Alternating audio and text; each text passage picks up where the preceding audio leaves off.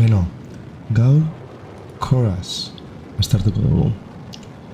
Espazioko joko interesgarria iruditu zait, jokalari bakarrarentzako, historio nahiko luzea, luzeegi esan gabe, eta hori, espaziontzi bat maneiatzeko goba baldin badaukazu eta espazioan zehar tiro batzuk aurtitzen ibili, aukera interesgarria izan daiteke.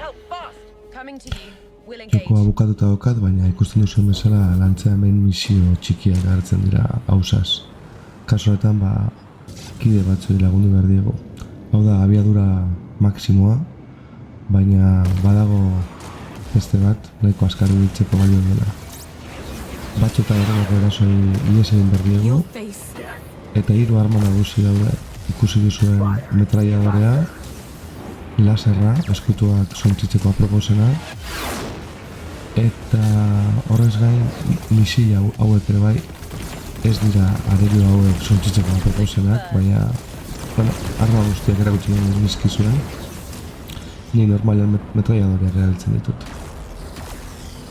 Ahalmen berezi batzu daude, adibidez hau, oso gogoko dudana, arerioen atzeraldera teleportatzen zaituena, eta beste hori ere bai garrantzizko gauzak aurkitzeko balio duena. Ikusten duzuen bezala borrokak oso azkarrak izan daitezke, gure erazkinak azkar joan daiteke, eta horrez gain beste hori ere egin.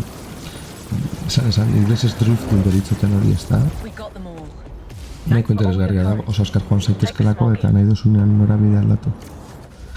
Eta hau izan da, zera irakutzen egin zuen, borrokaldi azkar bat besterik ez. Dire hurrengoan ikusiko dugu alkar. Ondo ibili.